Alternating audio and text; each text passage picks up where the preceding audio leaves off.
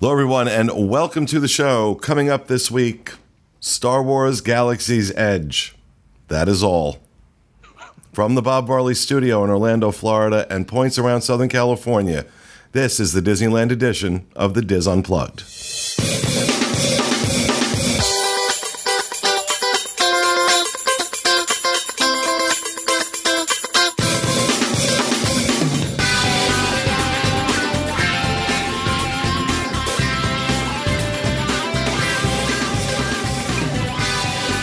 This is the Disneyland edition of the Diz Unplugged, episode 760 for the week of March 13th, 2019.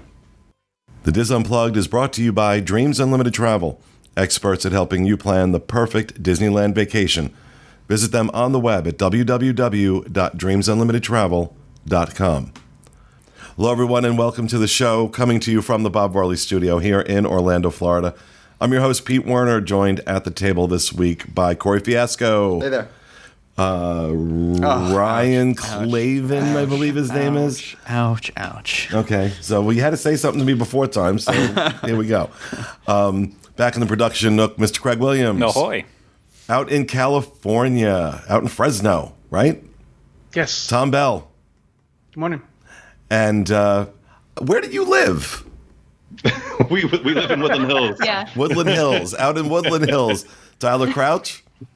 Hey, everyone. And the lovely Katrina Manzoni. Hi, everybody. What's your address? Yeah, really.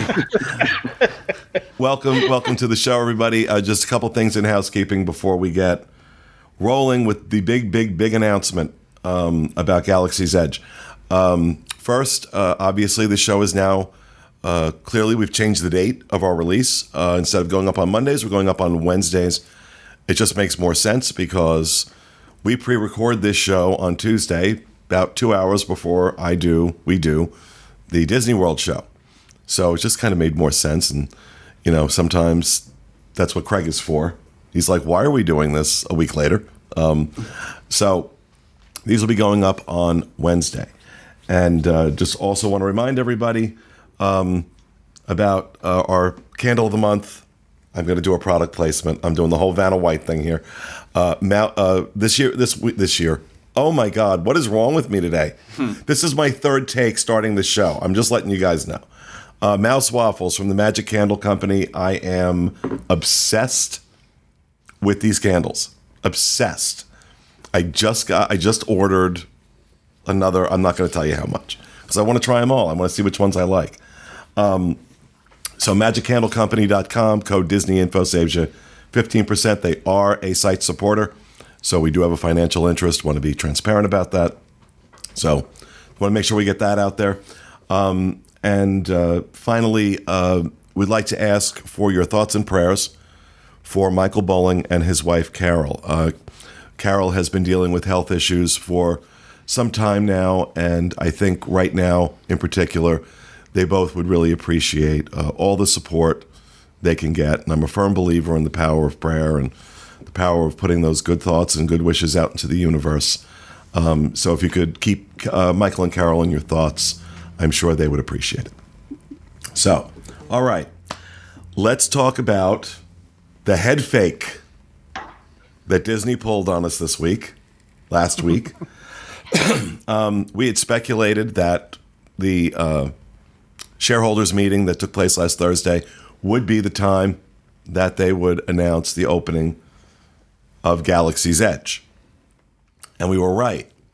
And I was pretty sure they would announce it for Disneyland. Wasn't as sure if they would do it for World, but they announced both. And of course, May 31st is the date that Galaxy's Edge will open in California, August 29th in Walt Disney World. But there are some differences about how this is going to go and a lot of speculation because they really didn't fill in a lot of details. What we do know is that Rise of the Resistance will not be open when this land debuts in May. It's Smuggler's Run that's going to be open. And it appears from everything that we're seeing that what is happening on May 31st is in fact a soft opening. And it's going to be the same thing on August 29th here. Because they're saying from May 31st to June 23rd, you will need to reserve a time slot to visit Star Wars Galaxy's Edge in Disneyland. You will need a valid theme park admission and will be required to make a no-cost reservation subject to availability to access the land. So they have done this before, though, haven't they, Tom? Had a reservation type system for... I don't think so. I thought I heard somebody say they had. I know we haven't done that out here. I know Universal Studios has tried that before, but I don't know if Disneyland has ever done that. Did Universal do that for Harry Potter? They tried doing it with Harry Potter, and then they realized actually pretty quickly that they didn't really need it, so they kind of quickly abandoned it. So yeah, they did it over here in Hollywood. They did it over in Hollywood. Yeah, I think they're going to need it in California. Yeah, I think you're right. Now, no announcement has been made to that effect for World, but apparently that's what they're going to do in Land. Yeah, it'll be interesting to see how it goes. I'm assuming it'll be, since how Max Pass and their Fast Pass system works, it's all day of sort of things. If it'll be one of those things where you have to, I don't think there are going to be any activated your ticket in order to make the reservation. Well, I'm sure they were going to open reservations before, right? Yeah. Wouldn't you imagine? Yes. Because they haven't said. They left a lot of details out of this announcement, and so the speculation is running wild. With the speculation, my initial thought goes straight to what is your actual time that you're going to be allowed to be in there? Because we did, during the annual pass previews for Pandora, they were slotted in with time slots. Right. And they did have issues. At one point in time, I know it's only been like a freaking year, 2 years, and so my mind's not completely there, but from what I remember from it, there were some days where it was screwing up with Flight of Passage, because that would go half down, and then people who were in an earlier time slot would still be around when the later time slot got in, and that was causing more issues. And the day that Rhino and I did our preview at Pandora, we weren't even allowed on Flight of Passage because they were still dealing with issues from the previous time slot. So that's where I'm kind of at my most concerned with this type of opening. If we're doing reservations, is it going to be one of those things where they're only going to limit it to what you can actually fit in the land and assume that people are going to want to spend from the morning to the afternoon, or are they going to do tiered throughout the day where it's okay, and then how are they going to police that? Yeah. Well, my guess is colored wristbands, hour increment, not hour, but 2 to 3 hour increments. And once you reach it, they look for everybody with that color. Well, I'm also reminded of what Universal did when they opened up Wizarding World. They promoted these packages, be the first to see Wizarding World of Harry Potter. So you get these packages that included room, tickets, and all this other stuff, which I did. Because annual passes didn't matter. You had to buy this package. And then it wasn't until there was nowhere in any of the communication did they say this. It wasn't until you were literally walking in, because you got in first, you got in before everybody else. So there was this crowd of people who had bought this package. And as we're walking into Islands of Adventure, they have their team members along the route saying, enjoy Wizarding World of Harry Potter for the next 3 hours. We're thinking we're getting in. We're thinking we're going to spend the day there, and really, no. And people were livid. So I'm at least happy that Disney is making it very clear right now that at least for this time frame, March, May 31st to June 23rd, it will be a no-cost reservation system. With that being said, does anybody think there is not going to be a paid preview? I feel like they have to. Did they not say they're not doing it? I thought that they already said they're not doing it. We've heard rumors that that's not happening in Disneyland. Wow. I don't know if that's true or not, but that's just something that I've been seeing. I haven't heard yes or no for World yet.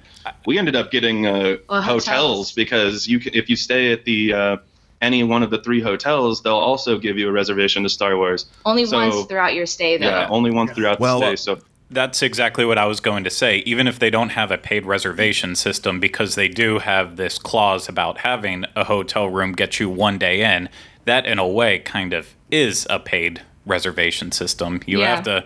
have to put up for that expensive hotel, and it's your for guarantee, yeah. that time period, Paradise Pier was going for $400 something a night, and Disneyland Hotel was over $550. But those are not unusual prices, rack rate That's prices normal. for those Yeah, that's a properties. normal It's- price. And I was going to talk about this a little later on, but I'll skip to it now because one of the first things I did when they announced, I was looking here in World at the price points for the hotels because, the expectation has been as soon as these dates were announced, hotels were going to start selling out.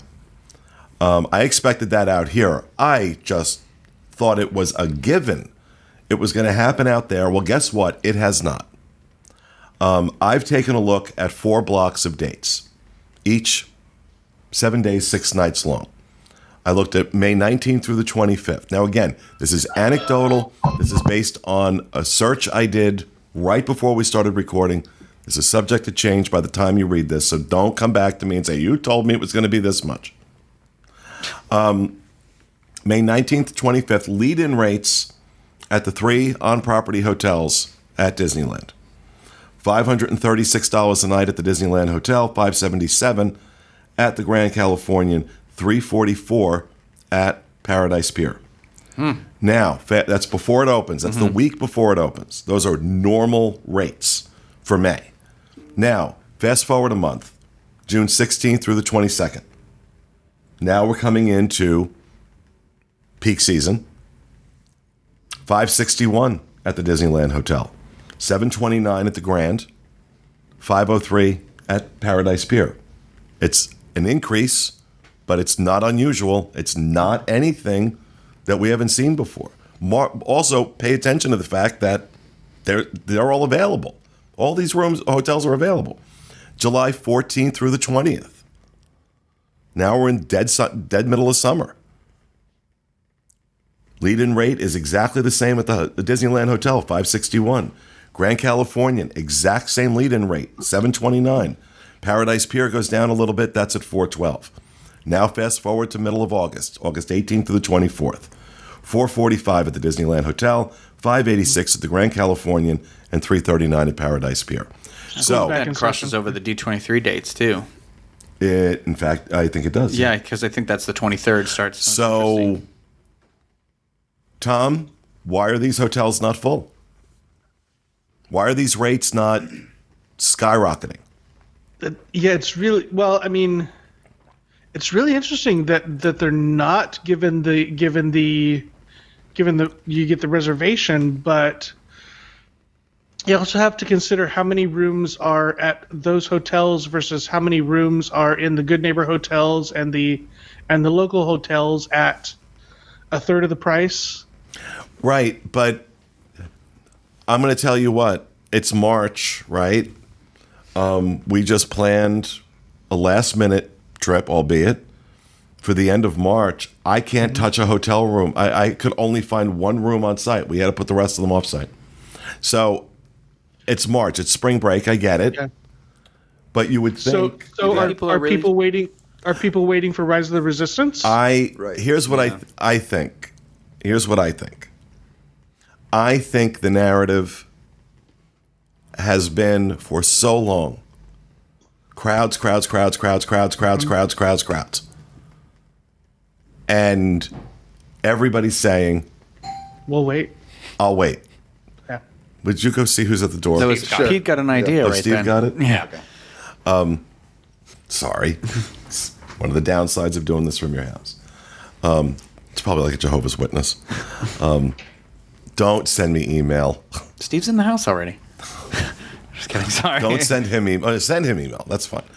And because I'm seeing the same thing at World. I'm seeing readily available discounts through the end of August. I'm seeing no discounts in September, but plenty of availability at all the properties. So, and now we're, 4 days from the announcement? The weekend would have been a great time to start scooping up hotel rooms. That's one thing that I was definitely thinking about when I heard about it being a soft opening, and we only getting half of the attractions, but we're not getting Rise of the Resistance. Is if I was back home thinking about what 2 vacations I'm going to plan this year, I'd probably wait to get both before I planned. Might be.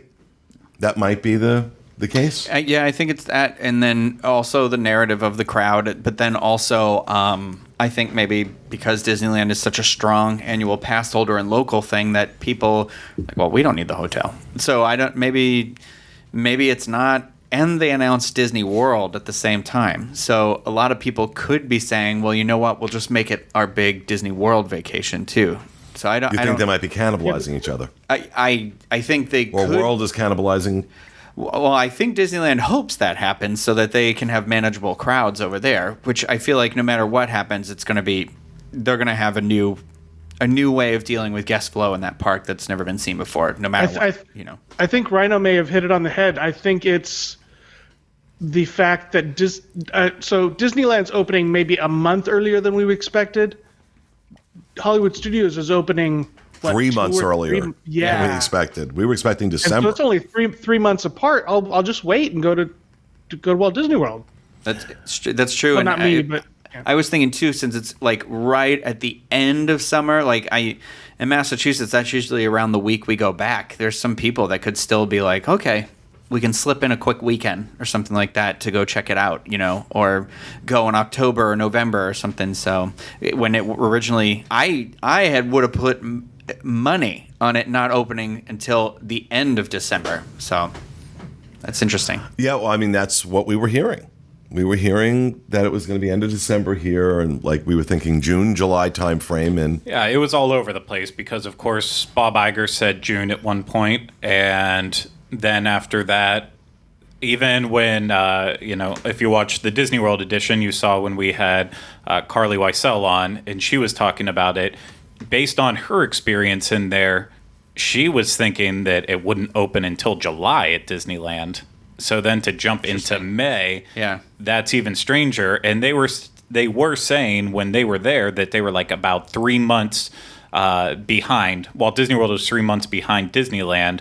So then that all of a sudden threw in Walt Disney World's to maybe being closer to that October time frame. Mm-hmm. So it has just been all over the place. But I'm going to go ahead and throw in my concurrence with everyone else saying, why not just wait to either come to Walt Disney World or on the other side with it for East Coast people, why not wait for it to just come to Walt Disney World, or on the Disneyland spectrum, why not just wait for it to all open up? I mean, if we weren't in this line of business, if this wasn't what we did, I, as a Star Wars fan, I wouldn't want to see the product until it was completely finished. But as a theme park nut, I want it all right now. Right. Yeah, and they've also said for a long time, I mean, we've known it was going to open mid-2019, summer 2019, and end late fall 2019. So it's given people a long time to be able to already have planned the vacation into a guaranteed opening time. You know what I mean? Since both of them are opening earlier, a lot of people could still have already planned their stay. And we're seeing a lot of that on disboards.com when I go look at the Disneyland forums. People say, oh, you know what? I made sure I planned my trip for, July, or I planned it for October.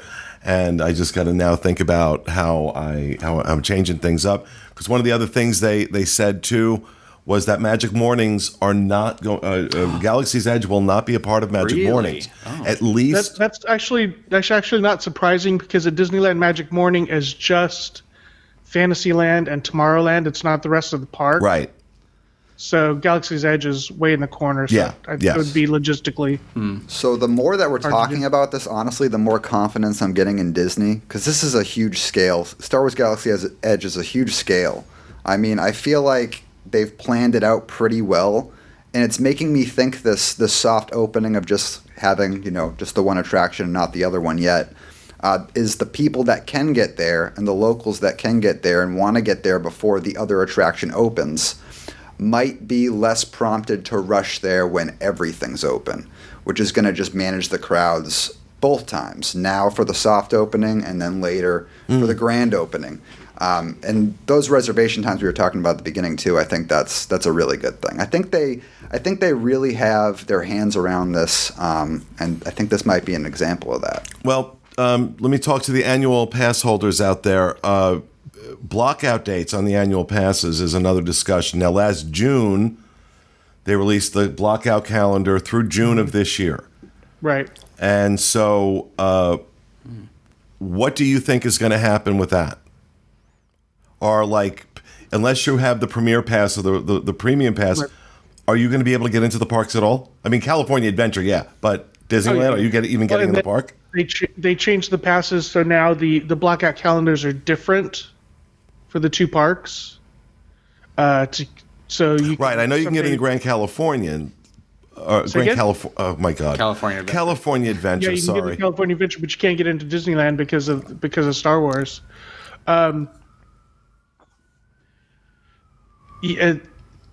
It's interesting. It may be that people are going to, especially with Galaxy's Edge, they may be selling more of the signature passes with less of the blockouts. I'm thinking. So you said the blockout date was released through June. That's why the reservation system is only going until June 23rd, because that was where they were like, whoops, we opened it earlier than we released a blockout calendar for. So we have to create a system that's in place until we can block everyone out. Yeah. Yeah, I think that's exactly what's happening. That's it. I didn't think about that until you brought that up. Now, this morning, Walt Disney World announced a price increase on their tickets. Oh, surprise! Surprise! Is that coming next out in California? I would not surprise me. I mean, we saw the increase. What was it? Just recently. There's probably one coming, maybe April. I'm just guessing. Passes due for renewal in May, and I'm like, please do not increase again between now and May. Yeah, well, I mean, what they're also, I just had made a note here in regards to blockout. Some of the people on the boards are saying that this will be in previews until deluxe passes are blocked. Passes were blocked through June of 2018. Some speculation that last year's unblocking of the APs in June was a trial run for what they're going to have to do this year, which I think is interesting. Again, that's speculation, but what do you guys think, Tyler, Katrina? What are you feeling about this whole thing? Okay, so what were we talking about before? Because now we have the microphone thing. Oh, like the annual pass holder thing? I don't know. I had something else that I wanted to talk about, though, is a lot of people, I feel like, are waiting for D23 because that's like in Anaheim. So I feel like a lot of people are waiting to go to Star Wars for D23 because I feel like they're going to open up Rise of the Resistance during D23. During like the parks panel. Deep down, hadn't I thought feel of that. Annual pass holders are kind of like backing off a little bit. I mean, we're going because I need to see it. But I feel like a lot of people are kind of be like, I'm going to go to D23. I'm going to fly out from the East Coast. I'm going to see it. I'm going to go to the parks panel. 80% of me feels like they're going to have to do something for Rise of the Resistance over there. Yeah, that's what I wanted to tell you guys so bad. And everyone knew that it would at least be ready by the time the D23 Expo was rolling around. So unless you were that diehard person where you had to see it opening weekend, you were going to take advantage of something like that event to already pull you out there. Say, okay, I'll do Disneyland before or after. I'll also throw in the D23 Expo, and it's this big perfect trip. Yes, it's going to be insane with crowds because everyone's going to do it. Even if Rise of the Resistance doesn't open up, I can guarantee you that our crew that's out there will go back into it. All right. Can someone explain to me then why I'm looking right now, plenty of availability. I'm surprised because even last week they had a convention and we couldn't get a room. I'm looking at the 2 days before to 2 day after block. That's crazy. At the Grand. And you can get a room. It's the Grand Californian, $586 a night. Why is that pretty cheap the case? For Grand Californian? Are you talking about D23 Expo time? Yes. Yeah, see, I would never stay on property around D23 Expo because everyone is spending all their time in the convention center. It's too much of a hassle to walk back and forth from there. Well, that's why God invented Uber. even then it backs up, it bottlenecks. It's one of those things. If you're serious about the convention, you're going to stay there, and most likely then you're not also going to be like, I'll transfer over to Disneyland. Well, I'm serious once I'm about the done. convention, and guess where I'm staying? So, yeah. But this is my point, is that something is not right here. Something is not right. And I don't think we'll know until these open and we kind of see what the reality is. Look, the opening day, May 31st in Anaheim and August 29th in Orlando are going to be insane. I'm not talking about that. Of course those days are going to be nuts. I want to know what it looks like 2 weeks later. Mm-hmm. I want to know if we're looking at 8-hour lines for Smuggler's Run. I want to know if we're looking at an hour wait to get food like we saw at Santulli Canteen when it first opened. I mean, that it was lines out the door everywhere. Are we going to see that? If we don't, something is up. And the fact that these, the bellwether for anything going on at a Disney theme park, one of the big bellwethers are resort rooms. And what's the availability like? And by that measure, if I'm just looking at that, if I didn't know the Galaxy's Edge was opening, I would say we're going to have a good summer price-wise compared to previous summers that I've seen on both coasts. These are not ridiculous for Disney. I have to specify that, but for Disney, none of these prices I'm seeing are ridiculous. And that's what's got me just scratching my head going, what is going on? I think there's a good reason why they, did the opening early. And I'm pretty sure as far as those 8-hour lines for a Galaxy's Edge attraction, especially if Rise of the Resistance isn't open yet, everyone's going to be going to the same spot. But yeah. The merchandise. My thing, Okay, Mr. Burns. I just was thinking about how we're going to go in and we're going to do all this stuff. And then I was like, but they're selling all those clothes that we can get. So we have to get in to buy them. But then I want to go back in to wear them in the land. So it's like the repeatability in the immediate future of when you go seems to be pretty high. So I can't. Well, especially with the games and stuff too, the interactive stuff. Right, the play thing. Yeah, so there's all these things where I'm like, okay, well, maybe you don't get in a restaurant the first time, but I want to be buying all. I'm just thinking when we go, I'm definitely gonna get an outfit in there, and I want to then immediately wear it before I leave where I don't live again. So I don't. Now, I want to wear the clothes I just bought. Okay, if you show up on a flight with me, well, I'm not gonna wear them outside of the Sith land. Lord. I am part of the Resistance. Thank you. Is there a minimum number of night stays at the Disneyland hotels to get that? I don't think so, that. but I feel like they're going to tier it. So whoever's staying the longest will have more priority than the people that book 5 nights in a row one night. Why wouldn't you make 4 separate reservations for one for each night? I was going through my mind. I feel like club level is going to have more priority than other people. That's just in my mind. Yeah. And then also whoever's staying there longer, and then probably Grand California. They're going to tier it, Grand California, and then Disneyland Hotel, and then Paradise Pier. Paradise Pier gets in at 9 p.m. or something. Yeah. And then I heard they're going to try to do phases. Pier. It just sounds weird. They're going to try to let one group in and then try to get them all out. And then bring them back in, and that just sounds really stupid. It's going to be so congested. I would hide in the bathroom. I would just be like, it just sounds really weird. And I wonder what the, obviously Disneyland being a locals park, one of the other concerns that we hear, and they have good reason to, historically, you need to be thinking about it. What is this going to do to the traffic in Anaheim? It's gonna suck. Yeah. That's one way to put it. The parking garage expansion isn't going to be done by then, No, is it? they're not even done yet. They haven't even put the escalators in. Yeah. Yeah, well, that's one of the last things they usually do for stuff like that. But they will. Oh, but they still have to build that whole pedestrian bridge that they told us they were going to build too. What's the time frame on the new garage? They didn't say yet. They haven't It was told supposed to be anybody. the spring. Summer. but- Oh, I thought it was the summer.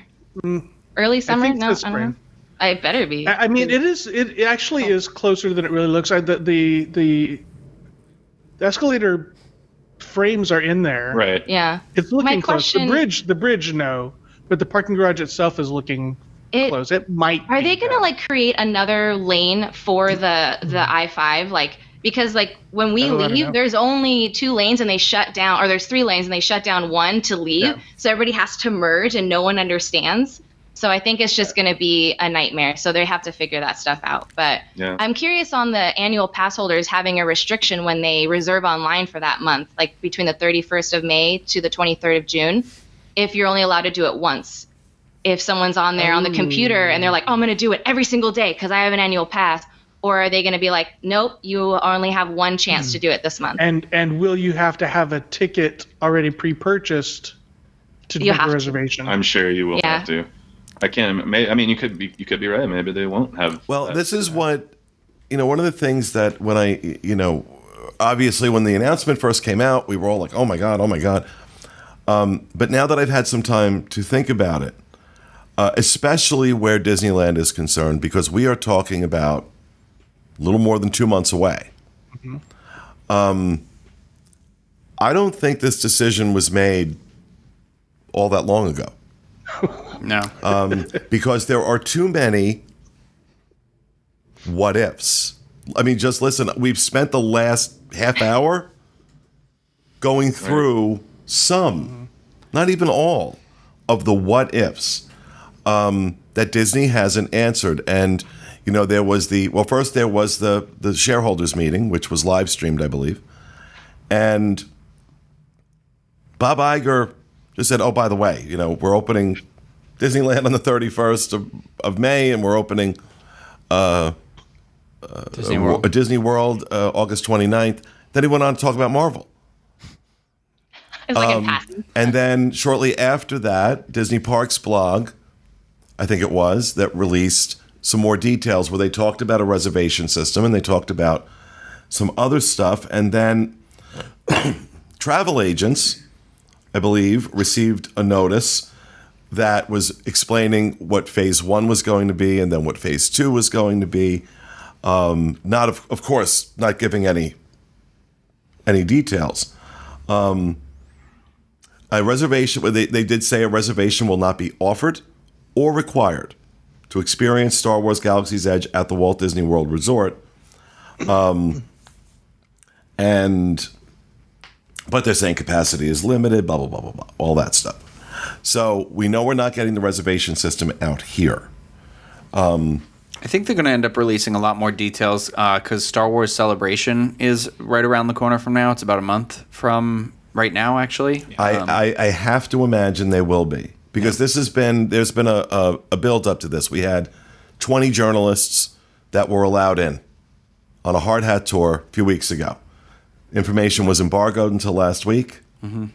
Then they announce this, and there's the Star Wars convention going on in Chicago conference. Imagine the stormtroopers in suit and ties. But even with like Celebration, based on panels that they've run in the past, like at Star Wars Galactic Nights and then at Celebration in 2017, a lot of times these panels are usually pretty fluff heavy and then maybe 1 or 2 details that are brand new. So I don't think we're going to get a lot of questions answered. I think it's just going to be an extra chance for more nerds to geek out in a room filled with other like-minded ones. But ultimately, I think it did. Bob Iger must have just put his foot down and said, we're doing this. And, I've seen it run from fiscal reasons, saying they need to start getting money. Well, the generated. August, I will tell you now, and that's why I think this may have been a knee jerk. I will tell you now, their summer, in World at least, is soft. It's a soft summer for them. Their fiscal year ends September 30th for Disney.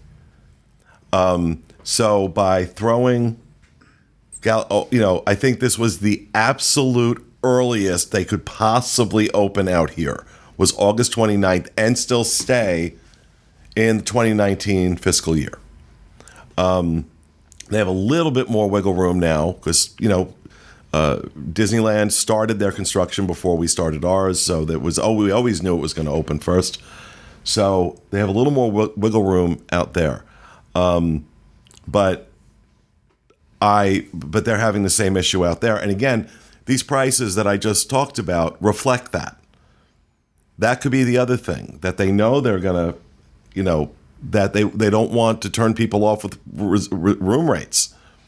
And so these room rates that we're looking at through the summer, and it's even better out here. It's even better out here through the summer in terms of the prices.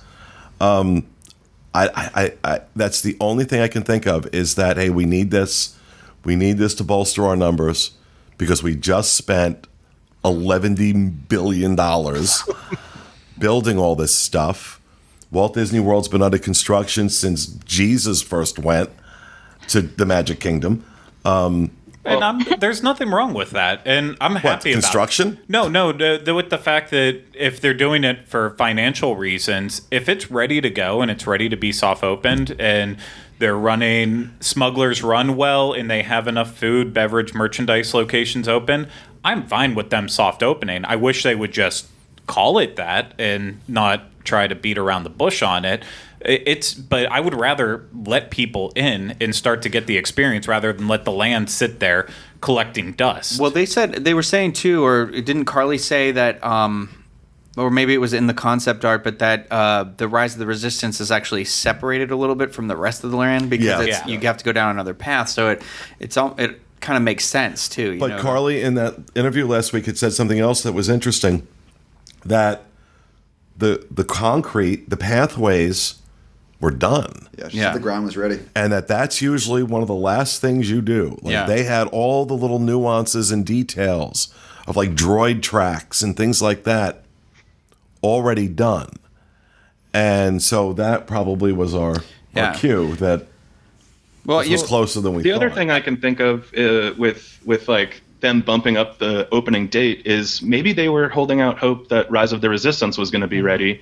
And then then they kind of realized, you know what, we're not going to have Rise of the Resistance ready. Yeah. Have you seen the rumors that they're having trouble with it? What's that, Tom? Oh, I don't know, but I saw one rumor that they're having trouble with Rise of the Resistance, that they're using because it's like the trackless thing, and they're using somebody that they hadn't used before. So I think maybe they just pulled the cord and they were like, well, Rise of the Resistance isn't going to be ready, so let's just open it up because we don't have to wait for this big thing anymore. And I'd rather it like open and be like, okay, we can run this attraction well, and it's not going to be one of those where it goes up and it comes down for like 8 hours, and then it goes up for like an hour and a half. And then it's down. Have you people met Disney? Yeah, right. Okay. I mean, look, they're much better than, forgive me, Universal when it comes to that stuff with these big openings. But anybody who goes into a soft opening or an initial opening at a Disney theme park or any attraction that doesn't think it's going to break down, that doesn't think that there are operational issues that haven't been thought out, then you're delusional. Well, you're absolutely delusional. Do not go in this preview period, especially. I just wish Disney would call it a preview period because they're not. Well, it makes me happy that they've said that there will not be Fast Pass or Fast Pass Plus for the Millennium Falcon Smuggler's Run, because if inevitably it goes up or down, that's one of the big problems, is that everybody who had a Fast Pass for that window then gets back in line, and it makes the standby queue even longer. You don't think that they do that with these new openings because they know that if you just do a straight standby line, it just runs smoother?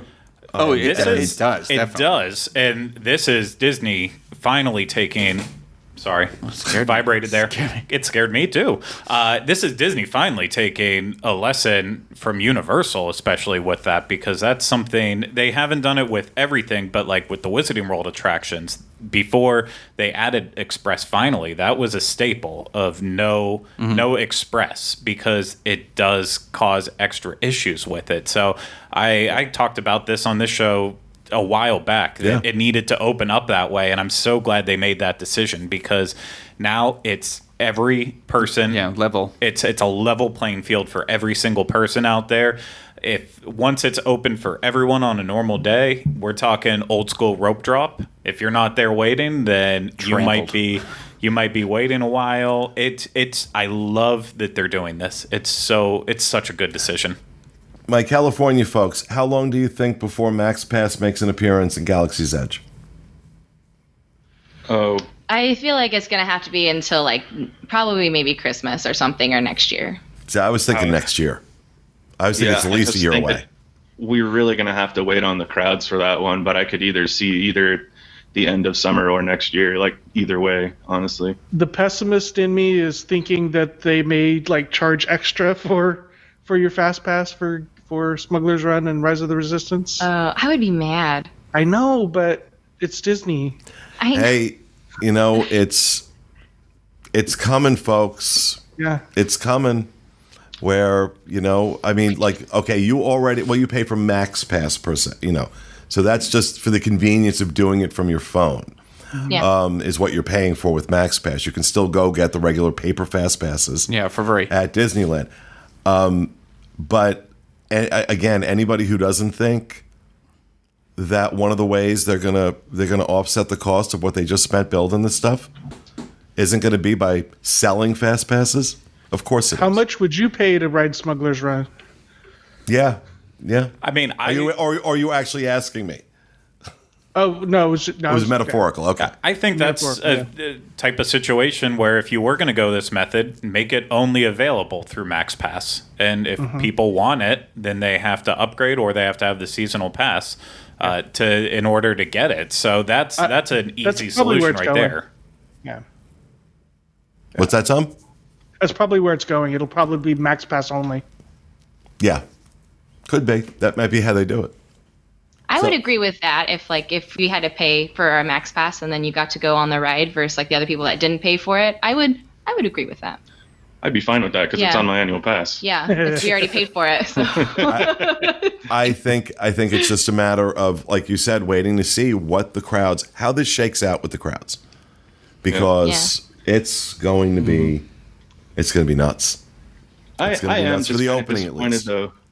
I am a little bit disappointed though that like this is going to be kind of the normal way Disney opens new things from now on. We're going to open everything in phases. So I'm just, I was worried about it after Paradise Pier or Pixar Pier opened, and I was worried about Star Wars opening in phases, and now Marvel's going to open in phases. It's just kind of a little bit of a shame that we can't just have the whole thing done and ready. I just wish that it was all ready to go. But they could, but they know that if they draw it out, they're going to make more money. They're going to make more money because there are those people. And again, there is a dynamic difference between world and land. You're 80% locals, 20% tourists, and it's just the opposite here.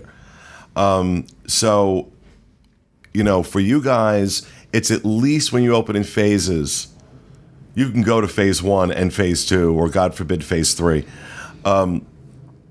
Whereas out here, when they do stuff like that, well, this is my vacation and it's not open, I only got half of it and I have got to wait 2 years before I come back and do it again. There's an impact difference, I think, on people. Yeah, depending on which one you're going to. And as Sam pointed out last week in regards to Pixar Pier, from a fiscal decision, it actually can make sense if you spread it out over different quarters, or even better, over different years. It takes away a lot of the brunt of what you're putting into these projects. So it works all around. And that's a fair consideration. And, I think in fairness to Disney, we are talking about multiple billions of dollars. I don't know what the exact price tag is, being spent just on Galaxy's Edge. Just on Galaxy's Edge. Not to mention the fact they've got how many attractions being built here right now in anticipation of the 50th anniversary in 2021. When's the fiscal year end? October for them? I just said it. Oh, September 30th. I was doing the math in my head. September 30th is when the fiscal year ends. And, you know, again, in fairness to Disney, it is a business. They have to consider stuff like that.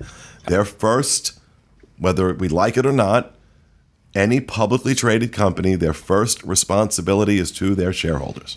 And streaming is not helping their situation as an overall company right now. It will start helping, but all the investments that they made, everything they're doing to try to get the streaming services launched and ready to go, they have been shooting themselves in the feet for so long now that they have to start making a profit somehow. So and we're all going to benefit from it because Galaxy's Edge is going to be awesome. I'm looking forward to Disney Plus and everything else that's coming up their sleeve. Yeah, look, there's a lot of great stuff in the pipeline. There's a lot for us to be excited about as Disney fans, whether you're in Disneyland, Disney World, or, you know, as Craig is talking about with the streaming service.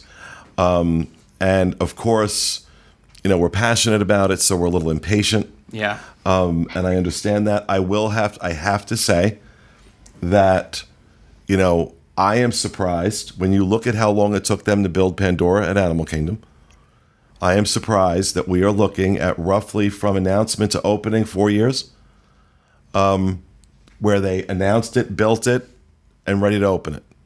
4 years. And we're not talking about a single attraction. We're talking about 2 attractions, generally, depending on when that opens, but 2 attractions and a fully themed land on this time 2 they didn't have coasts. to work with anyone. What's that? This time they didn't have to work with anybody else, unlike Pandora. You know, with Pandora they had to work with James Cameron And that was the reason for the delay. yeah, exactly. That was the reason the head. I mean, because at one point both parties walked away from it.